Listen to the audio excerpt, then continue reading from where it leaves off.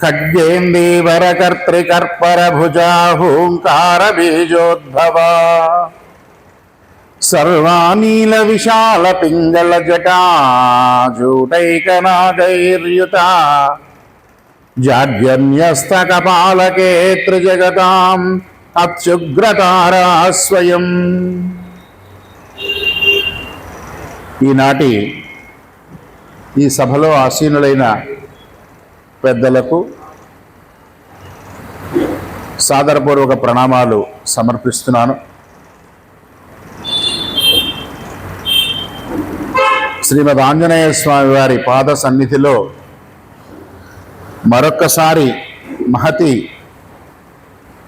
నన్ను వేదికపైకి పిలిచింది. ఆంజనేయ స్వామి సాక్షాత్ రుద్రావతారుడు,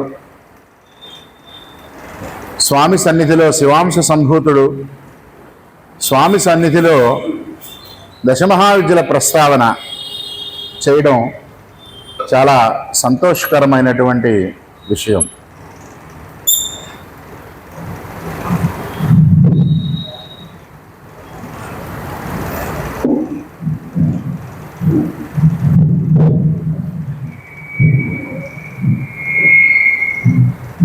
మనకి ఆంధ్రదేశంలో ప్రధానంగా ద్రవిడ ప్రాంతంలో ఆంధ్ర, కర్ణాటక, తమిళనాడు, మరాఠా దేశం ఈ ప్రాంతాల్లో దశమహావిద్యల గురించి పెద్దగా ప్రచారంలో లేవు. మనకంతా చండీ సప్తశతి, చండీ హోమాలు, లలితా సహస్రనామ పారాయణలు, శంకరపీఠాధిపతుల చలవతో లలితా సహస్రం పారాయణలు ఇంటింటికి వచ్చేసినాయి. లలితా సహస్రం పారాయణ, అమ్మవారికి సంబంధించిన ప్రధానంగా దేవీ భాగవతం, బ్రహ్మాండ పురాణం, సప్తశతి ఇవి ప్రధానంగా మనకి ద్రవిడ ప్రాంతంలో ప్రాచుర్యంలో ఉన్నాయి. కానీ మీరు ఉత్తర భారతదేశానికి వెళ్తే చాలా ఆలయాల్లో ఈ దశమహావిద్యల ప్రస్తావన ఉంటుంది. ఇటు బెంగాల్ వైపు, బీహార్, బెంగాల్, ఉత్తరప్రదేశ్ ఆ ప్రాంతాల్లో కూడా దశమహావిద్యలు బాగా ఉపాసన చేసినటువంటి వ్యక్తులు, చాలా గొప్ప గొప్ప సాధకులు, ఆ మార్గంలో సిద్ధి పొందిన వాళ్ళు, ఆ మార్గంలో లక్ష్యాన్ని సాధించిన వాళ్ళు, అమ్మవారి అనుగ్రహాన్ని పొందిన వాళ్ళు బాగా కనిపిస్తారు మనకి. ప్రపంచ ప్రఖ్యాతి చెందినటువంటి రామకృష్ణ పరమహంస గురించి మనందరికీ తెలిసిందే. కాళీ ఉపాసకుడు. ఏమిటి దశమహావిద్యలు? అసలు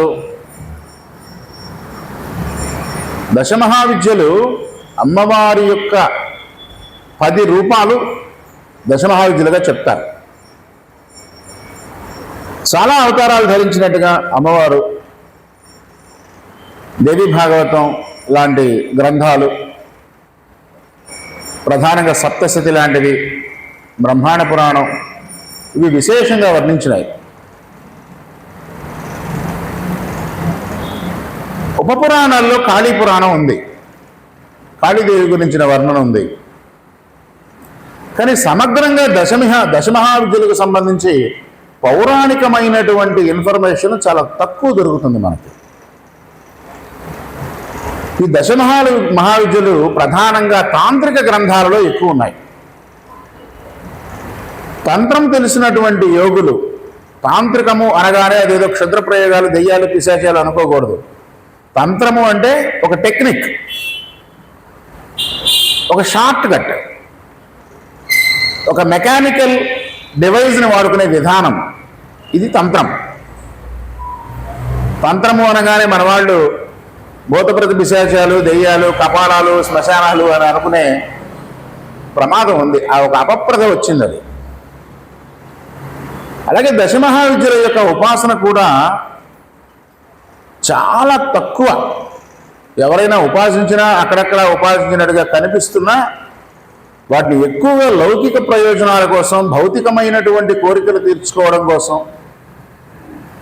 లేదంటే వాళ్ళ యొక్క అరిషడ్ వర్గాలని తృప్తిపరచుకోవడం కోసం చేసినటువంటి ఉపాసనలు ఎక్కువ కనిపిస్తాయి. కానీ వాస్తవానికి దశమహావిద్యలు మోక్ష విద్యలు. ఎలా ఏర్పడినాయి ఈ దశమహావిద్యలు? అసలు ఏమిటివి, ఏమేమి ఉంటాయి అంటే చక్కగా ఒక వర్ణనలో చెప్పారు. తారా ఖడ్గధరీ ప్రచండ మహిమా శ్రీ చిన్నమస్తా శివా విశ్వాత్మా భువనేశ్వరీ మునినుత మాతంగిని సుందరీ దేవేశీ కమలాత్మికా చ బగళా ధూమావతి భైరవీ పాయాన్మాంబరమేశ్వరీ దశమహావిద్యాత్మికా కాళికా. ఈ దశమహావిద్యలకు మూలస్వరూపమైన కాళిని స్తోత్రం చేస్తూ అందులో ఆవిడ యొక్క రూపాలని 10 రకాల రూపాలను వివరించారు ఈ శ్లోకంలో. ఈ విద్యలన్నిటికీ మూలం కాళి అని తంత్రం చెప్తోంది. కొన్ని గ్రంథాలు ఏం చెప్తున్నాయంటే సతీ దక్షయజ్ఞంలో సతీదేవి ఆహుతి అయ్యే సమయంలో ఆ క్రోధాగ్ని నుంచి వచ్చినటువంటి విద్యలు ఈ దశమహావిద్యలని చెప్తారు. రకరకాల కథలు ఉన్నాయి, పౌరాణికమైన కథలు. కథలు ఎలా ఉన్నప్పటికీ కూడా సందర్భాన్ని బట్టి, ఆయా దేశకాలమాన పరిస్థితులను బట్టి, ఆ యుగ ధర్మాలని బట్టి కథల్లో మార్పులు ఉండొచ్చు, కానీ వాటి యొక్క మూలస్వరూపాలు మారవు. ఇందులో ప్రధానంగా మొట్టమొదటి చెప్పేటువంటిది తారా విద్య. తారతో మొదలు పెడదాం అనుకుంటున్నాను ఈరోజు. ఎందుకని అంటే ఇప్పుడు జరుగుతున్నటువంటి వసంత నవరాత్రులకి తారాదేవికి సంబంధం ఉంది. ఏమిటా సంబంధం అంటే శ్రీరామనవమి ప్రపంచ ప్రఖ్యాతి చెంది హిందువులందరూ ఆరాధ్య దైవంగా ఆదర్శ పురుషుడిగా పూజించే రామచంద్రుడి పుట్టినరోజుని శ్రీరామనవమిగా జరుపుకుంటాం కదా. తాంత్రికులు ఆ రోజుని తారా జయంతిగా చేస్తారు. తారాదేవి కూడా అదే సమయంలో నవమి నాడే రాముడితో పాటు పుట్టింది, అదే తిథి నాడు అని తారా జయంతిని చేస్తారు. ఈ 9 రోజులు కూడా తారా నవరాత్రులు చేస్తారు. బెంగాల్లో చాలా ప్రఖ్యాతి చెందినటువంటి తారాపీఠ అనే ఆలయం ఉంది, వెళ్ళొచ్చాను నేను అక్కడికి.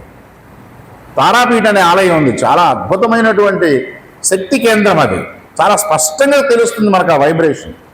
అక్కడికి వెళ్ళి కూర్చుని 2 నిమిషాలు కూర్చుంటే అక్కడ లోపలికి ఎంటర్ అవ్వడమే ఆ వైబ్రేషన్ అర్థం అవుతుంది. అలాంటి శక్తి కేంద్రాలు భారతదేశంలో చాలా ఉన్నాయి. మీకు ఎలాంటి సాధన అవసరం లేదు, అక్కడ శక్తి ఉంది, ఎనర్జీ ఉంది అనే విషయం తెలియడానికి. ఎలాంటి సాధన లేనటువంటి అనామకుడు వెళ్ళినా ఆ శక్తిని అనుభూతి చెందగలుగుతాడు. అలాంటి మందిరమే ఇంకొకటి తమిళనాడులో ఒక క్షేత్రం ఉంది, అయ్యావడి అనే ఒక గ్రామం ఉంది. ఆ అయ్యావడి అనే గ్రామంలో ప్రత్యంగిరా మందిరం ఉంది. ఆవిడ అష్ట శ్మశాన స్థిత. 8 గ్రామాలకు సంబంధించిన 8 శ్మశానాల మధ్యన ఆ ఊరు ఉంటుంది అయ్యావడి. అక్కడ ప్రత్యంగిరాదేవి మందిరం ఉంది. అక్కడికి వెళ్తే అసలు లోపలికి ఎంటర్ అవ్వడమే ఆ ఎలక్ట్రిక్ ఎనర్జీ స్పష్టంగా మనకు అర్థమవుతుంది. ఏమాత్రం కొద్దిపాటి సాధన ఉన్నా అమ్మవారి యొక్క శక్తిని పూర్తిగా పొందగలుగుతారు. అక్కడ పిండి కొద్దీ రొట్టె. మీరు గ్లాస్ తీసుకెళ్తే గ్లాస్ నిండా వస్తుంది ఎనర్జీ, చెంబు తీసుకెళ్తే చెంబు నిండా వస్తుంది, బిందె తీసుకెళ్తే బిందె నిండా వస్తుంది. అలాంటి క్షేత్రాలు చాలా ఉన్నాయి. అలా దశమహావిద్యలో తారాదేవికి మందిరం ఉన్నటువంటి క్షేత్రాలు బెంగాల్లో ఉంది, బీహార్లో ఉంది, కాశీలో ఉంది. కాశీలో లేని క్షేత్రం లేదనుకోండి, లేని దేవత లేదు.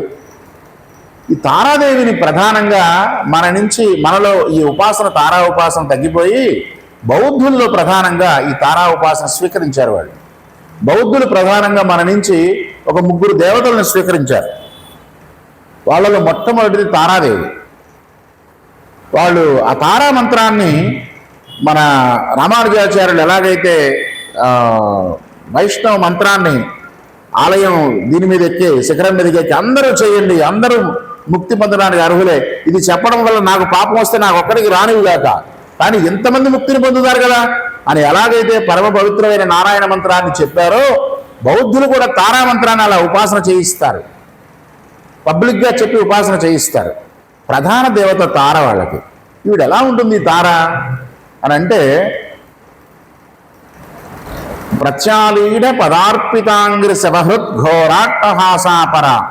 శవం మీద నుంచుని ఉంటుంది, శవం యొక్క గుండెల మీద కాలు పెట్టి నుంచుని ఉంటుంది, ఘోరాట్టహాసం చేస్తుంటుంది, కాళీదేవిలాగా నాలుక బయటకు వచ్చి ఉంటుంది. ఖడ్గేందీవర కర్త్రి కర్పర భుజ హూంకార బీజోద్భవ. ఖడ్గము, కర్త్రి కత్తి, కపాలము, కత్తెర ఉంటుందండి, సిజర్స్ కత్తెర ఉంటుంది. కత్తెర ఇలాంటి ఆయుధాలు ధరించి ఒక పద్మం పుచ్చుకొని కమలం పుచ్చుకుని ఉంటుంది ఈవిడ. సర్వానీల విశాల పింగళ జటాజూటైక నాగైర్యుత, జటాజూటాలు నాగుపాములు జటాజూటాలుగా వేలాడుతూ ఉంటాయి, నీలవర్ణంలో ఉంటుంది ఈవిడ అని వర్ణించారు తాంత్రికులు. చాలా రహస్యమైనటువంటి సాంకేతికమైనటువంటి పదజాలాన్ని ఉపయోగిస్తూ ఈ ధ్యాన శ్లోకం తయారు చేశారు. ఇదంతా సాంకేతికమైంది. దీని భౌతికంగా మనం చూస్తే శ్మశానం మీద శ్మశానంలో ఉంటుంది, శవం మీద నుంచుని ఉంటుంది, కత్తెర పుచ్చుకుంటుంది, కపాలం పుచ్చుకుంటుంది, ఏదో పువ్వు పట్టుకుంటుంది. ఏమిటిదంతా? ప్రతిదానికి సాంకేతికమైన పదజాలం ఇది, అర్థాలు ఉంటాయి. ఆ అర్థాన్ని తీసుకోవాలి. అందుకే కావ్యకంఠులు ఎలా చెప్పారంటే, దశమహావిద్యల్ని ఉపాసన చేయడానికి ఒక సూత్రం చెప్పారు.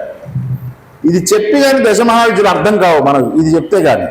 ఏంటంటే అది అర్చన కాలే రూపగత. అర్చన చేసే సమయంలో రూపానికి చేయమన్నారు దశమహావిద్యలను ఉపాసన చేసేటప్పుడు. అర్చన కాలే రూపగత, సంస్తుతి కాలే శబ్దగత. పారాయణ చేస్తున్నారు, లలిత పారాయణ చేస్తున్నారు. దేని మీద దృష్టి పెట్టాలి? రూపం మీద కాదు, శబ్దం మీద దృష్టి పెట్టాలి. సంస్తుతి కాలే రూపగత, చింతన కాలే ప్రాణగత. జపం చేసేటప్పుడు ఆ దశమహావిద్యల్లో ఏ విద్యనైతే మీరు ఉపాసన చేస్తున్నారో ఆ విద్య ప్రాణశక్తిగా, విద్యుత్ శక్తిగా మీలో ప్రవహిస్తోంది అనే విషయాన్ని గుర్తిస్తూ చేయండి. రూపం మీదో శబ్దం మీదో పెట్టకండి దృష్టి, ఆ ప్రాణశక్తి మీద పెట్టండి. ఆ కాస్మిక్ ఎనర్జీ మీలోకి ప్రవహిస్తున్నట్టుగా భావిస్తూ చేయండి. తత్వ విచారే సర్వగత. ఆ దేవత యొక్క తత్వాన్ని విచారణ చేసేటప్పుడు సర్వే సర్వత్రా వ్యాపించి ఉన్న ఆత్మ విచారం ఎలా చేస్తారో రమణులు అలా విచారం చేయండి. చాలా సూక్ష్మమైనటువంటి అంశం అండి ఇది. సీరియస్ ప్రాక్టీషనర్స్, నిజమైన సాధకులు ఎవరుంటారో, ఏదో కాలక్షేపం కోసం మా అబ్బాయికి ఉద్యోగం రావాలనో, మా కోడలికి కడుపు రావాలనో, మా పిల్లాడు అమెరికా వెళ్ళాలనో, ఈ విషయాలు ఆలోచించే స్థాయిలో కనుక సాధకుడు ఉంటే ఇది అర్థం కాదు, దశమహావిద్యలే అర్థం కాదు. ఆ స్థాయిని, భౌతికమైన కోరికల స్థాయిని దాటగలగాలి. అలా దాటగలిగినప్పుడు ఈ కావ్యకంఠులు చెప్పినటువంటి ఈ శ్లోకం అర్థమవుతుంది, దశమహావిద్యలు సక్రమంగా అర్థమవుతాయి. లేకపోతే అమ్మో ఖాళీ ఏం చేస్తున్నా, వీడు తాంత్రికుడు, వీడు క్షుద్రుడు అనేటువంటి ప్రమాదం ఉంది. ఈ తారా ఉపాసన బౌద్ధులు స్వీకరించారు మన నుంచి. బౌద్ధులు ఇదే కాదు, ఇంకొక ఉపాసన ఉంది, వజ్రవైరోచన, చిన్నమస్తానే ఉపాసన, వారాహి ఉపాసన, ఇలాంటి వాటిని బౌద్ధులు స్వీకరించారు. స్వీకరించి తమ దేవతగా మార్చేసుకున్నారు. వాళ్ళు మార్చేసుకుంటే ఇప్పుడు ఎట్లా అయిందంటే పరిస్థితి, ఈ కుహాన కమ్యూనిస్టులు వాళ్ళకు చరిత్ర రాసేటప్పుడు ఈ దశమహావిద్యల గురించి కామెంట్ చేస్తూ బౌద్ధుల నుంచి మనం తీసుకున్నట్టుగా మాట్లాడారు. ఎప్పటి సతీదేవి, ఎప్పటి దక్షయజ్ఞం, ఎప్పటి దశమహావిద్యలు, ఎప్పటి బౌద్ధులు, నిన్న కాక మన బౌద్ధులు. సరే, అది వేరే విషయం అనుకోండి. ఈ తారా ఉపాసన చాలా విశేషమైన ఉపాసన. ఈ ఉపాసనలో దేవత ఏం చేస్తుంది అంటే, మొట్టమొదట సాధకుడిని భయము, కామము, క్రోధము వీటి నుంచి దూరం చేస్తుంది. దూరం చేసిన తరువాత ఆధ్యాత్మిక అనుభవాలు ఇవ్వడం మొదలు పెడుతుంది. అది తరువాతి స్థాయి. ఇంకొక విషయం అండి, ఆశ్చర్యకరమైన విషయం, ఈ తారామందిరాలు అక్కడెక్కడో ఉన్నాయని చెప్తున్నాం కదా, మన పక్కన ఉన్న విజయవాడలో ఉన్న కనకదుర్గాదేవిని స్వర్ణతార అని వర్ణించారు బౌద్ధులు. బౌద్ధ చరిత్రకారులు విజయవాడ కనకదుర్గాదేవి దర్శనం చేసుకుని వాళ్ళు వర్ణించింది ఏంటంటే, ఇక్కడ ఉన్నది దుర్గ కాదు, ఇక్కడ ఉన్నది స్వర్ణతార అని రాశారు. ఇది చాలా ఆశ్చర్యకరమైన విషయం. మనకి ఎక్కడ ఈ రెఫరెన్సులు దొరకవు. ఒక్క బౌద్ధ చరిత్రకారుడు రాశాడు ఈ మాట. ఇలా తారా మందిరాలు, తారా ఉపాసన దేశమంతా ఒకప్పుడు ఉండేవి. చాలామంది ఏం చెప్తారంటే, తారాదేవిని వాక్కుకు అధిదేవతగా చెప్తారు. వాక్కుకు అధిదేవతలు ఇద్దరున్నారు దశమహావిద్యల్లో. ఒకటి మాతంగి, రెండు తార. మాతంగి గురించి చెప్పేటప్పుడు చెప్తాము. మాతంగి అవ్యక్తమైన వాక్కు అయితే తార వ్యక్తమైన వాక్కు. ఇప్పుడు ఈ సత్సంగం మొదలుపెట్టే ముందు నేను చేసినటువంటి ధ్యానం తారా శ్లోకం ఎందుకు చేశానంటే, మంచి వాక్కునివ్వమ్మా నాకు, వాక్కు శక్తి అధిదేవత ఆవిడ. వెంటనే అనుగ్రహించే గ్రహము గురుగ్రహము, బృహస్పతి అనుగ్రహము ఈ దేవత యొక్క ఉపాసనలో. వ్యక్తమైన వాక్కు తార, అవ్యక్తమైన వాక్కు మాతంగి. వాక్కు రావడానికి, ఒక మనిషికి వాక్కు రావడానికి 4 దశలు ఉంటాయి. దాన్ని లలితా సహస్రంలో వర్ణించారు. పరా ప్రత్యక్షితి రూప పశ్యంతి పరదేవత, మధ్యమా వైఖరీ రూప భక్తమానసహంసిక. పరా పశ్యంతి, మధ్యమా వైఖరి. ఈ వైఖరి వాక్ అనేది బయటకు వస్తున్న మాట. ఈ బయటకు వచ్చే మాట ఎక్కడ మొదలవుతుందంటే బొడ్డు దగ్గర మొదలవుతుంది. మన వాళ్ళు చెప్తారు మెదడులో స్టార్ట్ అవుతుంది అని, ఆధునికమైన వ్యక్తులు. కానీ శాస్త్రం ఏం చెప్తోందంటే ఈ వాక్కు బొడ్డు దగ్గర మొదలవుతోంది. పరా ప్రత్యక్షితి రూప పశ్యంతి, ఇక్కడికి ఒకసారి పశ్యంతి అవుతుంది. మధ్యమ వైఖరి, 4 నుంచి బయటకు వచ్చేసరికి వైఖరి అవుతాం. ఈ వైఖరి వాక్కుకి అధిదేవత తార. ఈ తారని ఎవరైతే ఉపాసిస్తాడో వాడి నోట్లోంచి అపశబ్దం రాదు. వాడి నోట్లోంచి వచ్చే వైఖరి వాక్కు సప్రామాణికంగా ఉంటుంది, సశాస్త్రీయంగా ఉంటుంది, సర్వజన సమ్మోహనంగా ఉంటుంది, ముక్త మనోహరంగా ఉంటుంది అని చెప్తారు పెద్దలు. అలాగే ఈవిడ ఉపాసన చేసినటువంటి ప్రముఖుల్లో బామాఖేప్ అని ఒక ఆయన ఉన్నాడు. మనకి కాళీ ఉపాసనలో రామకృష్ణ పరమహంస ఎలా ప్రఖ్యాతి చెందాడో బెంగాల్లో బామాఖేప్ అని ఉండేవాడు. వామక్షేప ఋషి అంటారు ఆయన్ని. వామక్షేపుడు అనే ఋషి బామాఖేప్గా పుట్టాడు అని. వకారానికి బకారానికి తేడా ఉండదు కదా బెంగాల్లో, వాళ్ళు బామాఖేప్ అంటారు ఆయన్ని. చాలా ప్రఖ్యాతి చెందినటువంటి గొప్ప సిద్ధ పురుషుడు, తారాదేవి ప్రత్యక్ష సాక్షాత్కారం పొందినటువంటి మహానుభావుడు. ఈవిడ దగ్గరగా కాళీ స్వరూపంగా ఉంటుంది. కాళీ తార 2 దగ్గరగా ఉంటాయి. చిన్న తేడా ఏంటంటే కాళీ శివుని మీద ఉంటుంది, శివహృదయం మీద ఉంటుంది కాలు పెట్టి. తార శవహృదయం మీద ఉంటుంది. ఆవిడ శివాసనస్థ, ఈవిడ శవాసనస్థ. అత్యంత మోక్షప్రదాయిని అయిన విద్య తారా విద్య. దశమహావిద్యల్లో తారని ఉపాసన చేశాడు అంటే, తారా మంత్రసిద్ధుడయ్యాడు అంటే 2 జరుగుతాయి వాడికి. అవేంటంటే మొట్టమొదటిది ఈ భౌతిక ప్రపంచంలో వచ్చే స్వర్ణసిద్ధి. వాడు ఏది ముట్టుకుంటే అది బంగారం. ఎప్పుడు కావాలంటే ఇప్పుడు కనకవర్షం కురిపించగలుగుతాడు. అది భౌతిక ప్రపంచానికి సంబంధించి. ఆంతరిక ప్రపంచానికి సంబంధించి వాడు మోక్షగామి అయ్యి ఎలాంటి అడ్డంకులు లేకుండా, మన గరుడ పురాణంలో చెప్పేటువంటి దశలు లేకుండా శరీరాన్ని విడిచిన మరుక్షణం వాడు మోక్ష మార్గానికి వెళ్తాడు. ఎలాంటి ఒక హైవేలో వెళ్ళిపోతాడు వాడు. ఒక ట్యూబ్ లాంటి మార్గం ఉంటుంది భూమి నుంచి అనంత విశ్వానికి. ఆ ట్యూబ్ లాంటి మార్గంలోకి జీవిని ప్రవేశపెడుతుంది తారాదేవి. ఇంకా అసలు అడ్డంకులు ఉండవు. మళ్ళీ జన్మ తీసుకుంటారుండవు. మళ్ళీ జన్మ తీసుకోని స్థితి ఏదైతే ఉందో ఆ స్థితికి వెళ్ళిపోతాడు సాధకుడు అని చెప్తారు తారాదేవి ఉపాసనలో. ఈ తారామంత్రమే తారక మంత్రము. కాశీలో శరీరం వదిలేసేటువంటి జీవుడికి శివుడు తారక మంత్రం చెబుతాడు అని ఒక నానుడి ఉంది కదా. కుడి చెవి పైకి పెట్టి జీవుడు పోతాడు. ఆ కుడి చెవిలో విశ్వనాథుడు సాక్షాత్తు వచ్చి తారక మంత్రోపదేశం చేస్తాడు. అన్నపూర్ణాదేవి ఆ జీవుడికి బాధ కలగకుండా చెంగుతో విసురుతుంటుంది అని చెప్తుంటారు. అయితే తాంత్రికులు ఏం చెప్తారంటే, అక్కడ విశ్వనాథుడు చెప్పేటువంటి తారక మంత్రం ఏదైతే ఉందో అది రామతారకం కాదు, దశమహావిద్యల్లో తారామంత్రం అది. తద్వారా వాడిని మోక్షగామం చేస్తాడు విశ్వనాథుడు అని చెప్తారు. తారా విద్యకి అంత గొప్ప స్థితి ఉంది. మోక్ష విద్య అది. ఇది మొట్టమొదటి విద్య.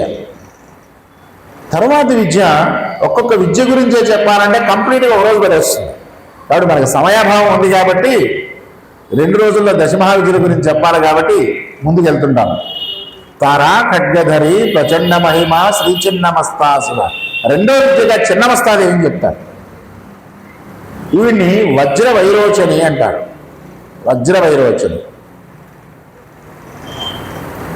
ఈవిడ ఎలా ఉంటుందంటే ఆకృతి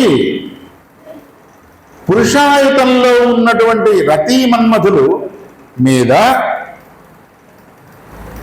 ఆవిడ నిలబడి ఉంటుంది. స్వకపాల వేదనం చేసుకుని ఉంటుంది. అంటే తన చేత్తో తన తలని నరుక్కుని ఎడమ చేతితో ఆ తల పట్టుకుని కుడి చేతితో ఖడ్గం ఉంటుంది, తల నరుక్కుంటుంది, ఎడమ చేతితో ఆ తలని పట్టుకుంటుంది. ఈ మెడ దగ్గర నుంచి 3 రక్తధారలు వస్తుంటాయి. 3 రక్తధారల్లో ఇటు రక్తధార ఇటు రక్తధార ఆవిడ చెలికత్తెలైనటువంటి వర్ణిని డాకిని అనే వాళ్ళు సేవిస్తూ ఉంటారు. ఆ రక్తధారాన్ని మధ్యలో వచ్చేటువంటి రక్తధారని తన తలతో తనే స్వీకరిస్తూ ఉంటుంది. ఇది ఆవిడ రూపం. ఎంత భయంకరంగా ఉంటుందో చూడండి. వర్ణనకి, చూడడానికి, ఊహించడానికి కూడా చాలా తీవ్రంగా భయంకరంగా ఉండే రూపం. వర్ణించారు ఆవిడ్ని. ఇంద్రాణ్యాం పరమాం శక్తి సర్వభూతాధినాయికాం ప్రచండ చండికాం దేవి చిన్నమస్తాం నమామ్యం అంటారు కావ్యకంఠ గణపతి ముని. వీడికి చిన్నమస్తాం, తల తెగిన దేవత అని పేరు. మన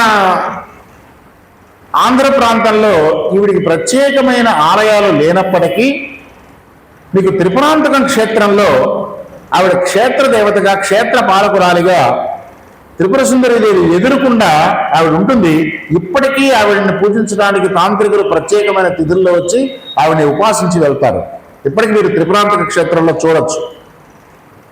అలాగే శ్రీశైలంలో కూడా ఈ చిన్నమస్తా సాధన జరిగినట్లుగా అక్కడక్కడ విగ్రహాలు, గుహల్లో, కొండల్లో విగ్రహాలు అవి నేను గమనించాను, నేను కూడా చూశాను. ఈవిని కూడా బౌద్ధులు తీసుకున్నారు. ఈ వజ్రవైరోచుల్ని కూడా బౌద్ధులు తీసుకున్నారు, స్వీకరించారు. స్వీకరించి ఈవిడికి వారాహి యొక్క శక్తిని యాడ్ చేసి, యాడ్ చేయడం అంటే ఈ తలకాయ తీసుకెళ్ళి అక్కడ పెట్టే యానిమేషన్ ఫిల్మ్ కాదండి. యాడ్ చేయడం అంటే మంత్రశాస్త్ర రహస్యాలు అవి. ఈ మంత్రానికి ఇంకొక మంత్రాన్ని సంపుటీకరణం చేయడమో, ఆ మంత్రంలో ఈ మంత్రాన్ని విమర్చడమో చేస్తారు. చాలా అనుభవం ఉన్నటువంటి వ్యక్తులు, సిద్ధపురుషులైన వ్యక్తులు చేస్తారు. చేసినప్పుడు ఆ దేవతకి ఒక కొత్త ఆకృతి వస్తుంది. దేవతలు తేజస్వరూపులు. మన మాదిరిగా రక్తమాంస దేవులు కాదు, వాళ్ళు తేజస్వరూపులు. వాళ్ళు తేజస్సే వాళ్ళ రూపం. అది ఆకృతి మార్చుకుంటుంది. బీజాక్షరాలు మారిస్తే ఆకృతి మార్చుకుంటుంది. ఒక ఆయన నన్ను అడిగాడు, ఏమండి లక్ష్మీ గణపతి ఉపాసన చేస్తారు కదా, లక్ష్మీదేవి విష్ణుమూర్తి గణపతికి మేనత్త కదా, ఆ వరస ఉంది కదా, వాళ్ళ అమ్మగారు పార్వతీదేవిను విష్ణుమూర్తి అన్నా చెల్లెలు కదా, ఆయన గోవిందుడు, ఆవిడ గోవింద సహోదరి కదా, నారాయణ సహోదరి కదా, అలాంటప్పుడు గణపతికి ఆవిడ లక్ష్మీదేవి మేనత్త వరుస అవుతుంది కదా, ఆవిడ తీసుకొచ్చి తొడ మీద కూర్చోబెట్టుకుంటాం ఏంటి, ఆ ఉపాసన మీరు చేయడం ఏమిటి, ఏమిటి నాన్ సెన్స్ అని అడిగాడు. వాస్తవానికి ఆయన అడిగిన వ్యక్తి మామూలు వ్యక్తి కాదు. ఆయన చాలా మహాపండితుడు, మంచి మంత్రవేత్త. పరీక్షించడానికి అడిగాడు, ఏం చెప్తామా సమాధానం అని. అంటే ఆయన వచ్చే సమయానికి నేను ఆ రోజు లక్ష్మీదేవత మంత్రం అనుష్ఠానం చేస్తున్నాను. ఏం చేస్తున్నారు మంత్రానుష్ఠానం ప్రస్తుతం అంటే ఏదో చెప్పాను, నేను లక్ష్మీదేవి చేస్తున్నానండి. అప్పుడు ఈయన ఈ ప్రశ్న అడిగాడు. అప్పుడు ఆ సందర్భంలో వచ్చిన చర్చ అన్నమాట. సరే నేనేదో సమాధానం చెప్పాను అనుకోండి. దేవతలు తేజస్వరూపులు కాబట్టి వాళ్ళకి మన మాదిరిగా మానవ సంబంధాల్లో ఉండేటువంటి రిలేషన్స్ అన్న చెల్లెలు, తమ్ముడు, మేనమామ, మేనత్త ఇలా ఉండవు. ఒక దీపం కాంతి దీపం ఉంది, ఇంకొక దీపం ఉంది. ఈ దీపానికి సంబంధం ఏంటంటే దానికి దీనికి రిలేషన్ కలపగలవా, అన్నా చెల్లెని కలపగలవా? ఉండగల. కానీ అగ్ని, చాలా అగ్నులు ఉన్నాయి. హోమంలో వేసే అగ్ని ఒకటి ఉంది, అహితాగ్ని ఉంది, వంట చేసే అగ్ని ఉంది, శ్మశానంలో కాష్టం కాలే అగ్ని ఉంది. అన్ని అగ్నులు ఒకటి కాదు కదా. అలాగే అగ్నిలో కూడా భేదం ఉన్నట్లుగానే దేవతలలో కూడా విభిన్నమైనటువంటి స్థితులు ఉంటాయి. ఆ స్థితులు ఎలా మారుతాయి అంటే మంత్రాన్ని బట్టి మారుతాయి. మంత్రస్వరూపులు దేవతలు, జ్యోతిస్వరూపులు దేవతలు. అలా మంత్రాన్ని ఒక కాంబినేషన్ కలపడం ద్వారా, సంపుటీకరణ చేయడం ద్వారా కొత్త రూపం సృష్టించే అవకాశం ఉంది.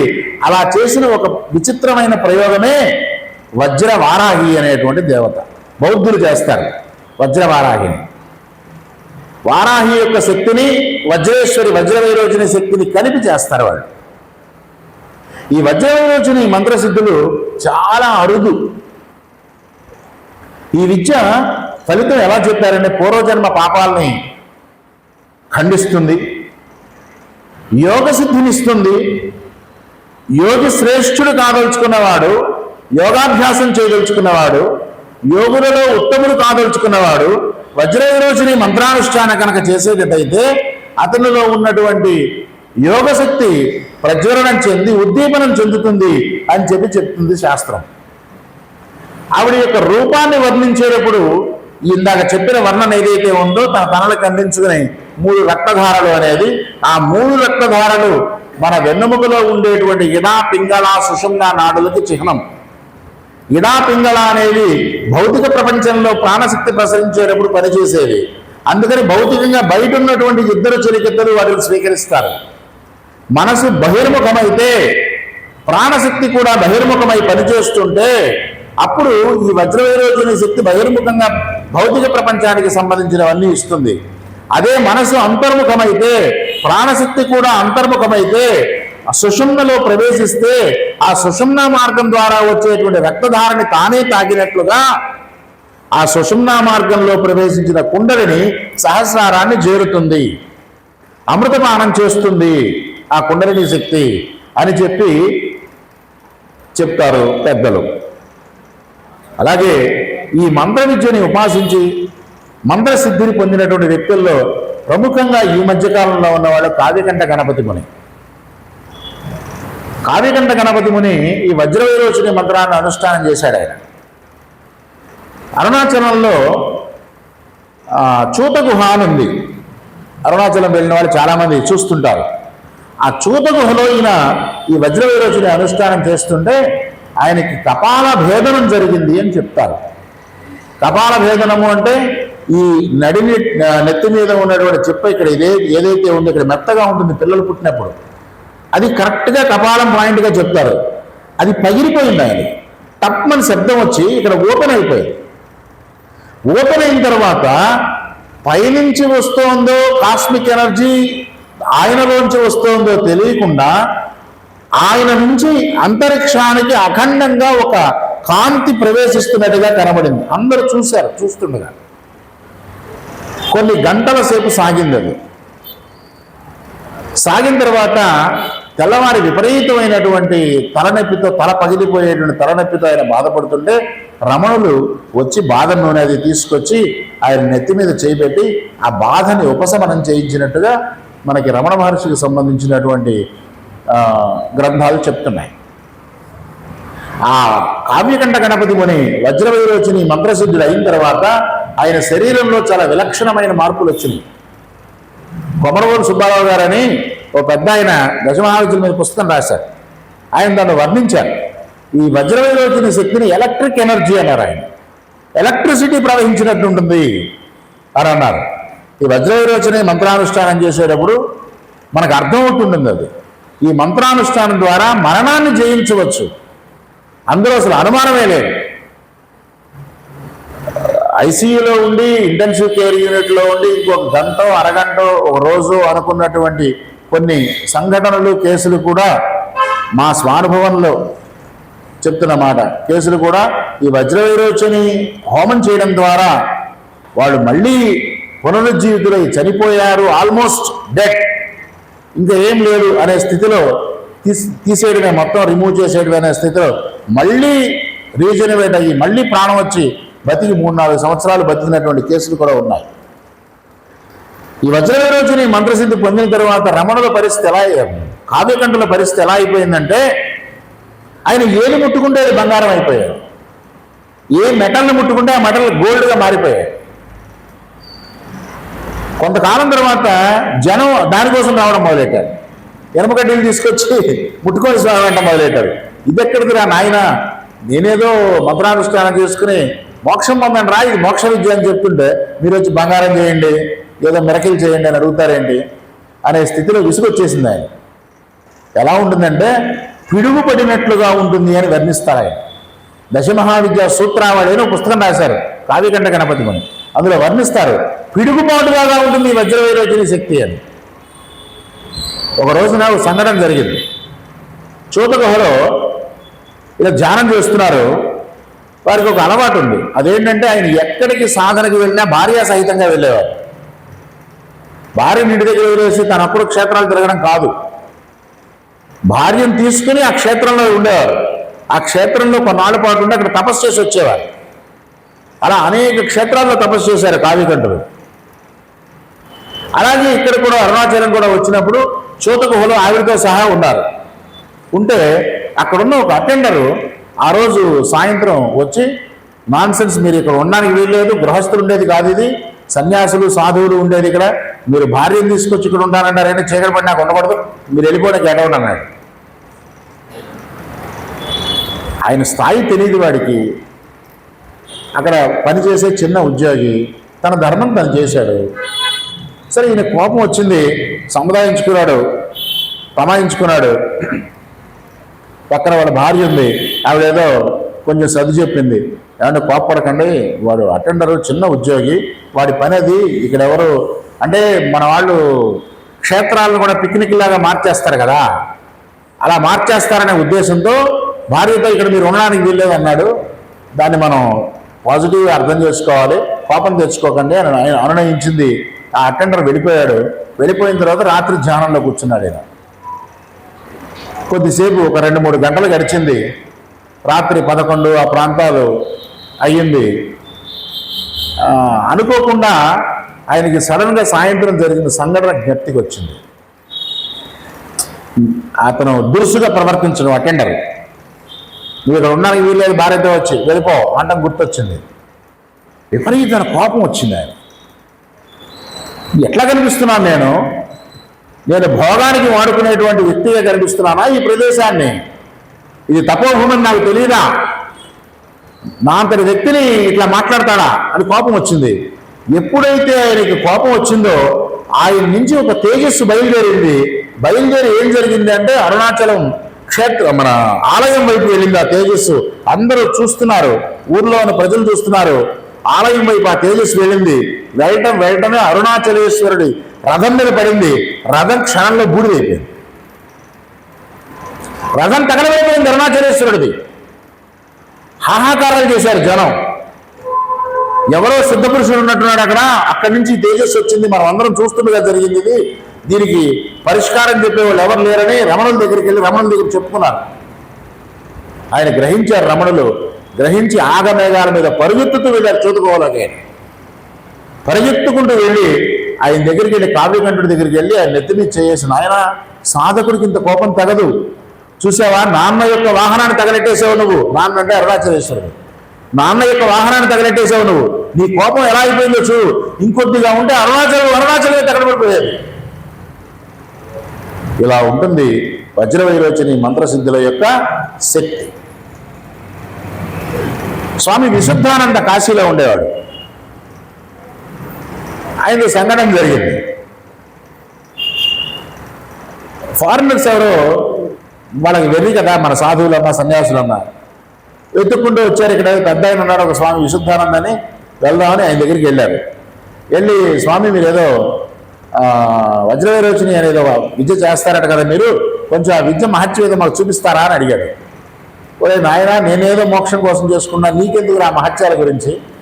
కాదు స్వామి, చూపించాలి, మీ ద్వారా ప్రపంచానికి తెలియాలి, మేము పలానా ప్రశ్నించి వచ్చినటువంటి రిపోర్టర్స్, మేము దేశం అంతా తిరుగుతున్నాం, అసలు మంత్రానికి శక్తి ఉందా లేదా అనే విషయం ప్రూవ్ చేసుకోవడం మా లక్ష్యం అని అడిగారు. అడిగితే, ఏం చేయమంటావు నన్ను ఇప్పుడు అని అడిగాడు విశుద్ధానంద. మీరు చనిపోయిన వాళ్ళని బతికించగలరా అన్నాడు. ప్రయత్నం చేస్తాను ఆయన, ఇప్పుడు శవాన్ని ఎక్కడ తీసుకొస్తావు అన్నాడు. అనేసరికి వాళ్ళు డైలమాలో పడ్డారు. అప్పటికప్పుడు శవం ఎక్కడి నుంచి వస్తుంది?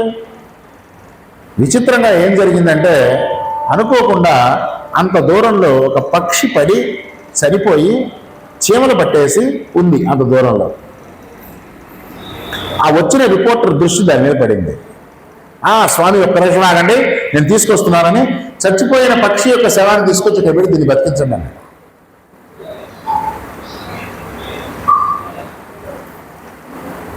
సరే,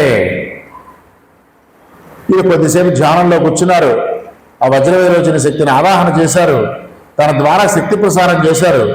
కొద్దిసేపట్లో అందరూ చూస్తుండగా చచ్చి ఎంతో సేపటి క్రితం చనిపోయిన పక్షి ప్రాణం వచ్చి టపటపా మన రెక్కలు విదిల్చుకుని లేచి గాలిలో ఎగిరి చెట్టు మీదకి ఎగిరి. ఆశ్చర్యపోయారంతా. ఈ విషయం ప్రముఖంగా పత్రికల్లో వేశారట. అప్పుడు కొద్దిసేపటి తర్వాత నాయన అర్థమైందా అన్నారు. అర్థమైంది స్వామి అన్నారు. వీళ్ళు ఎప్పుడైతే అర్థమైంది అన్నారో మళ్ళీ చచ్చిపోయింది పక్షి, తప్పని పడిపోయింది. అంటే తాత్కాలికంగా దాంట్లోకి ప్రాణశక్తిని ప్రవేశపెట్టి దాన్ని బతికించారు స్వల్పకాలానికి. స్వామి ఈ పని మీరు ఎందుకు చేయకూడదు అందరికీ అని అడిగితే, నాయన ప్రకృతి నియమాన్ని అతిక్రమించకూడదు, మంత్రానికి శక్తి ఉందా లేదా అనేది నిరూపణ అడిగారు కాబట్టి నిరూపణ కోసం చేశాను, రుజువు కోసం చేశాను తప్ప దీన్ని చచ్చిపోయిన వాళ్ళందరినీ బతికించడం కోసం కాదు నాయన, అది చేయకూడదు అని చెప్పి పంపించారనుకోండి. ఇలా ఉంటుంది వజ్రవైరోచన యొక్క శక్తి ప్రభావం. ఆవిడని ఇంద్రశక్తిగా, ఇంద్ర చాపముగా వర్ణించారు. ఐంద్రియం జాగ్ర యోగులు ధ్యానం చేసేటప్పుడు ఒక శ్లోకం చెప్పుకుంటారు. ఐంద్రియం జాగ్రత్త శక్తి మూల పదవి ఐరమ్మదావానలం అంతస్తాంత్రిక వామ దక్షిణ పద హ్రీంకార మధ్యాత్మికాం జ్యోతిర్మండల చక్రికాం వ్యతికరాం హ్రీంకార ఘంటార్భటీం అని ఒక శ్లోకం చెప్తుంటారు ధ్యాన శ్లోకంగా. ఆవిడ ధ్యానం చేస్తూ యోగులు సహస్రారానికి కుండలిని తీసుకెళ్లేటువంటి ప్రక్రియ చేస్తారు ఈ వజ్రవైరోచని విద్యలో. ఇవి చాలా ప్రముఖమైన విద్యలు. తర్వాత విద్య, ఈ రెండు విద్యలు తారా వజ్రవైరోచని రెండు కూడా దక్షిణాచారం వామాచారంలో రెండిట్లో చేయదగినవి. దక్షిణాచారంలో వైదికంగానూ చేస్తారు, వామాచారంలోనూ చేస్తారు వీటిని, కానీ ఎక్కువ వామాచారంలో చేస్తారు. వామాచారంలో అంటే మద్యము, మాంసము, మైథునము, ముద్ర ఇలాంటి వాటిని ఉపయోగించి, అంటే కలియుగంలో నిషిద్ధ పదార్థాలు ఇవి. వీటిని మనం ప్రమోట్ చేయకూడదు, అవి నిషిద్ధ పదార్థాలు. వాటన్నిటికీ ప్రత్యేకమైన అర్థాలు ఉన్నాయి.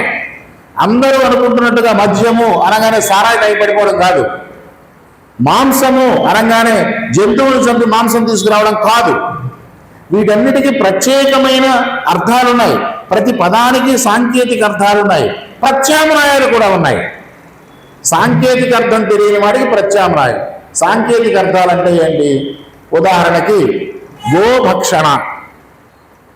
గోభక్షణ ఒక చోటు ఉంది, గోభక్షణ చేయని వాడు ఇది సాధించలేడు అని రాసి ఉంటుంది.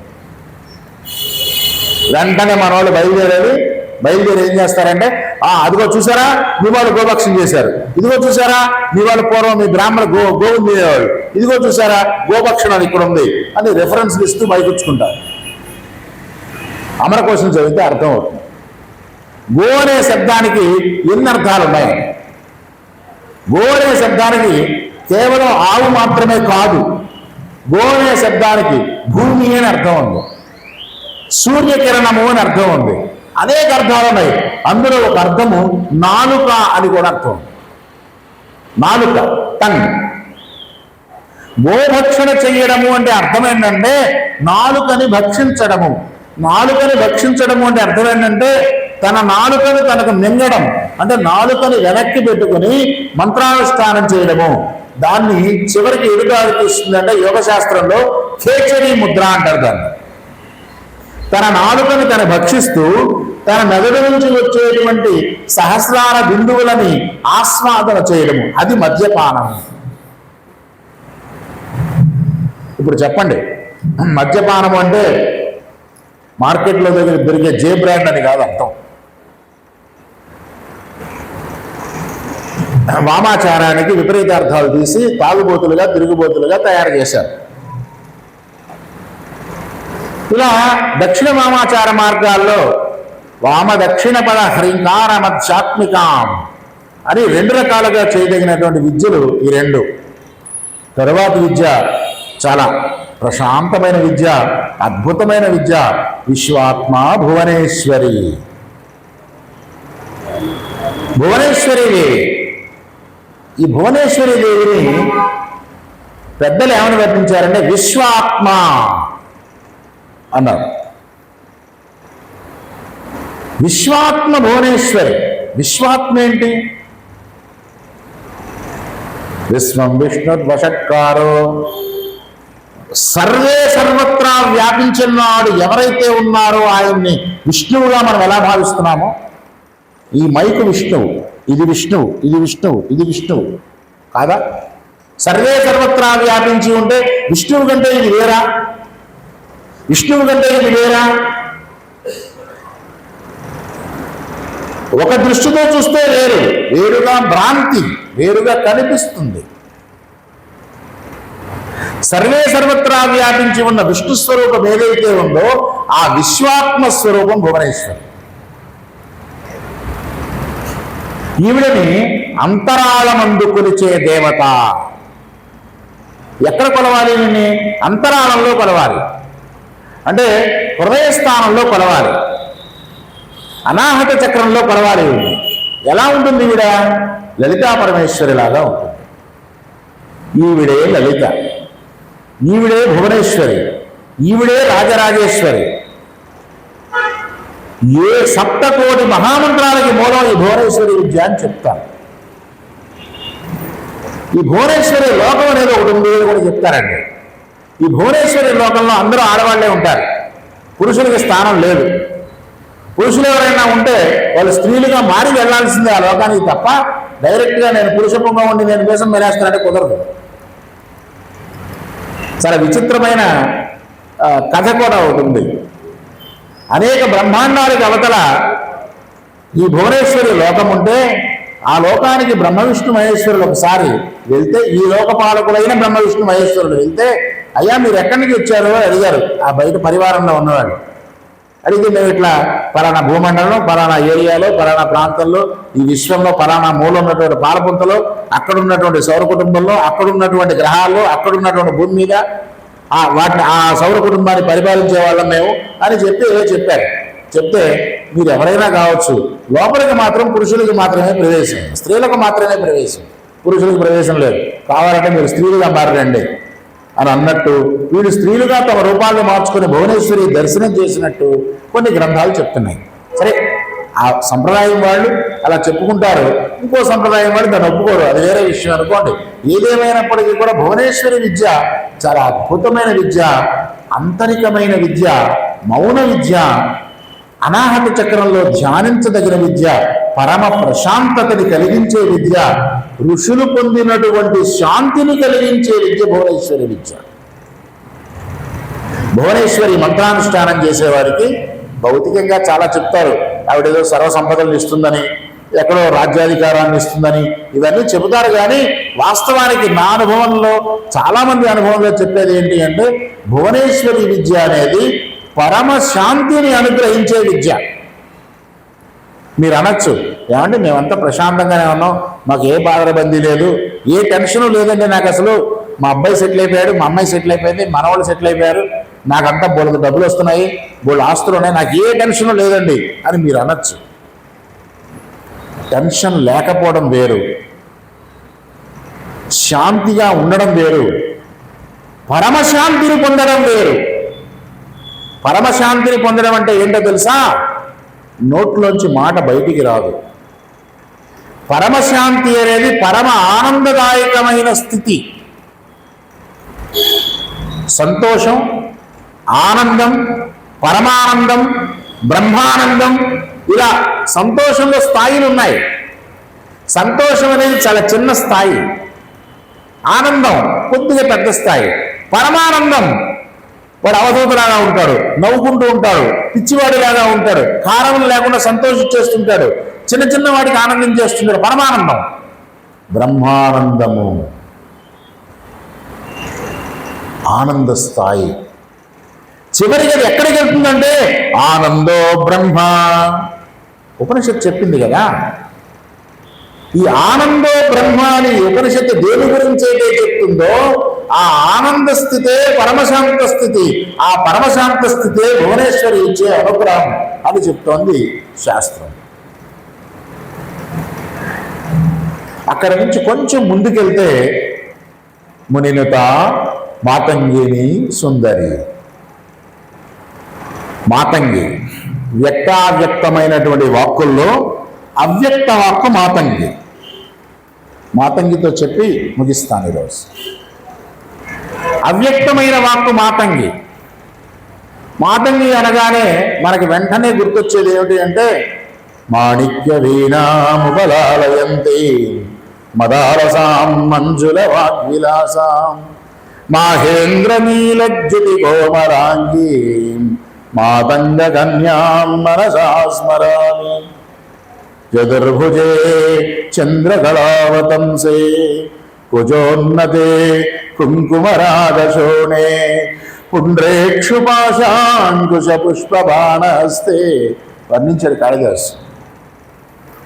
వాస్తవానికి ఈ మాతంగి అవతారం ఎలా ఉంటుందంటేనండి ఆశ్చర్యం. ఒకరోజు మతంగ మహర్షి కైలాసానికి వెళ్ళాడు, కాదు హిమవంతుడి దగ్గరికి వెళ్ళాడు. హిమవంతుడి దగ్గరికి వెళ్తే ఆయన చాలా గర్వంగా, పక్కన హిమవత్ పుత్రిక పార్వతీదేవి ఉంది, శైలపుత్రి. ఆయన చాలా గర్వంగా ఏమిటా మతంగ మహర్షి వచ్చావు అన్నాడు చాలా గర్వంగా. అయ్యా ఏదో పని మీద వచ్చానండి అని చెప్పాడు. ఈయన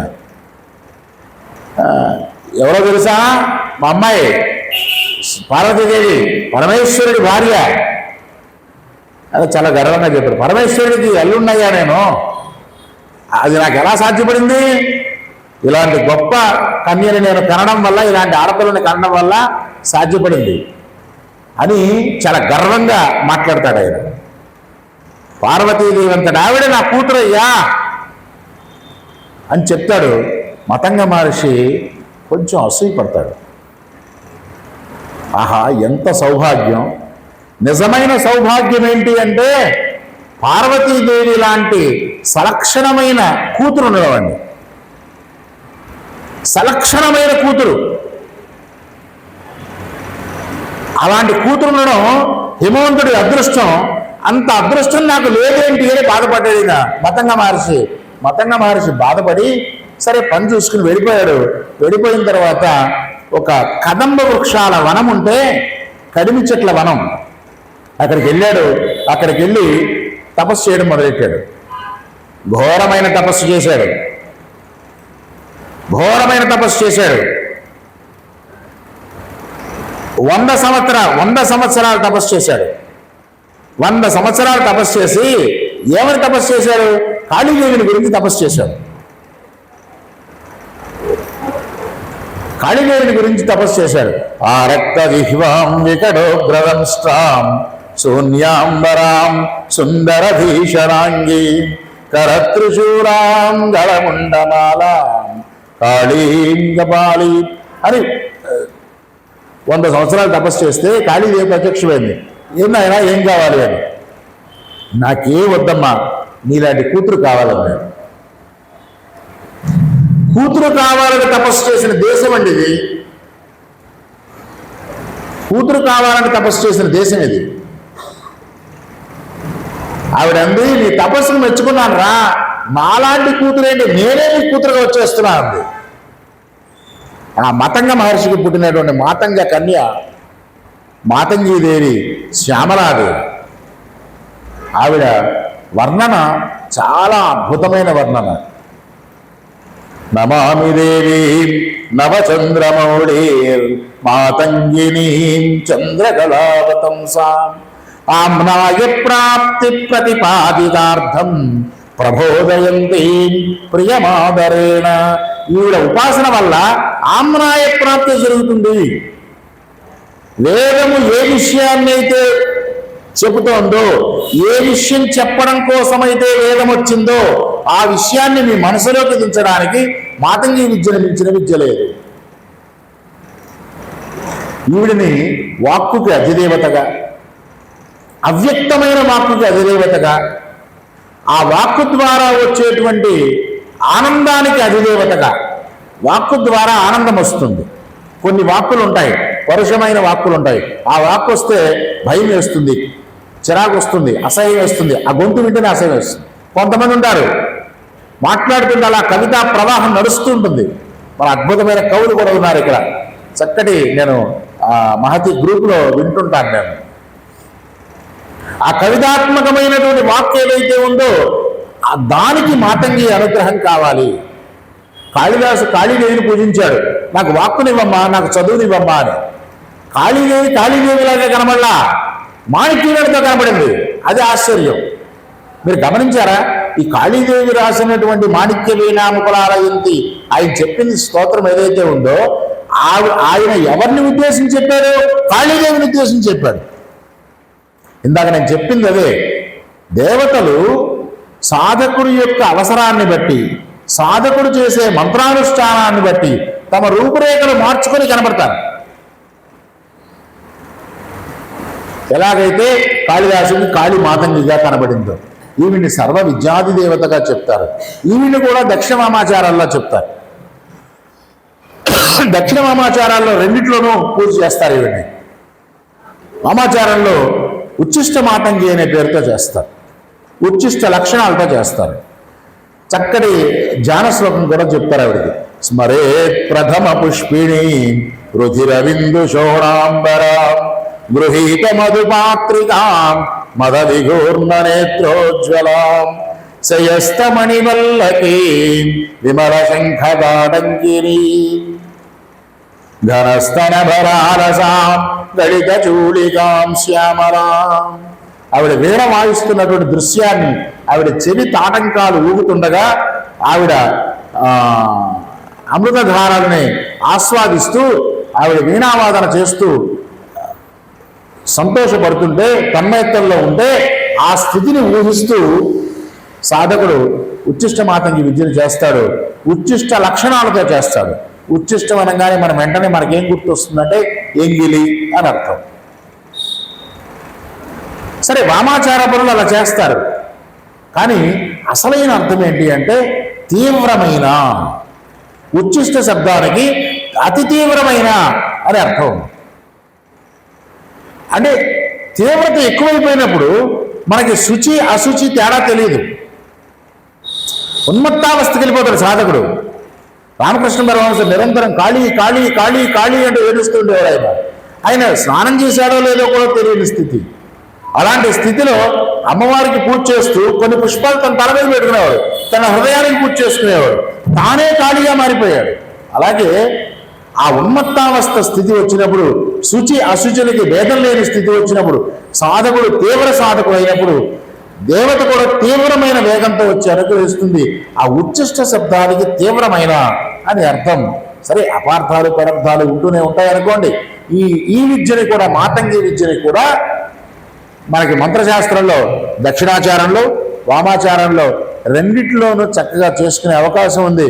అలాగే శ్యామలా దండకం, ప్రఖ్యాతిగాంచినటువంటి శ్యామలా దండకం, పిల్లలకి చక్కటి చదువు రావడానికి శ్యామలా దండకం చేయిస్తారు. ఇప్పుడు చాలా ప్రాంతాల్లో ఇప్పటికీ చేయిస్తున్నారు. ఇప్పుడు కొత్త రీసెర్చ్ ఏంటంటే శ్యామలా దండకం చదువుతుంటే మన శరీరంలో ఉన్నటువంటి నాడులు, మెదడులో ఎలాంటి మార్పులు వస్తున్నాయి, మెదడులో వచ్చేటువంటి ఎలక్ట్రిక్ వైబ్రేషన్స్ని కొలవడానికి ఈజీ లాంటి పరికరాలు ఏవో ఉన్నాయి కదా, వాటి ద్వారా ఈ శ్యామలా దండకం చదువుతుంటే ఎలాంటి మార్పులు వస్తున్నాయి అనేది ఒక రీసెర్చ్ సబ్జెక్టుగా ఉందండి. అపారమైన జ్ఞాన సంపద ఉంది మనకి. మన తాంత్రిక ప్రపంచంలో మన ఋషులు, తంత్రవేత్తలు, మంత్రవేత్తలైన ఋషులు అపారమైనటువంటి జ్ఞానాన్ని పెట్టారు. ఆ జ్ఞానము కేవలము భౌతిక ప్రపంచానికి ఉపయోగించో, లేదంటే కేవలం ఆరోగ్యాన్ని బాగు చేసుకోవడానికో మాత్రమే కాదు. ఇవి దశమహావిద్యలు అనేవి మోక్ష విద్యలు. మోక్ష విద్యలు ఇహపరాలను రెండూ సాధించగలిగిన విద్యలు దశమహావిద్యలు. అసాధ్యాన్ని సుసాధ్యం చేయగలిగిన విద్యలు దశమహావిద్యలు. ఈ భూమి మీద దేవతలని భౌతికంగా చూపించగలిగినటువంటి విద్యలు దశమహావిద్యలు. అందులో అనుమానమే లేదు. ఈ విద్యల్ని కాకపోతే ఏంటంటే గురువుల అనుగ్రహంలో, గురువుల అనుమతితో, వాళ్ళ సారథ్యంలో, వాళ్ళ పర్యవేక్షణలో, వాళ్ళ అనుమతితో చేయాల్సిన విద్యలు. ఎట్టపడితే అట్లా చేస్తే అది భ్రమ ప్రమాదాలకి దారితీస్తుంది. అందువల్ల చక్కటి సాధకులుగా మనం మారాలని, మంచి శక్తిని ఉపాసించేటువంటి వ్యక్తులుగా మారాలని, భూమిని శక్తిమంతం చేయాలని, శక్తివంతమైన భారతదేశాన్ని నిర్మించాలని, అందుకే దశమహావిద్యల్ని ఉపయోగించుకోవాలని మనస్ఫూర్తిగా కోరుకుంటూ స్వస్తి. రేపు మిగతా విద్యల గురించి మాట్లాడుకుందాము.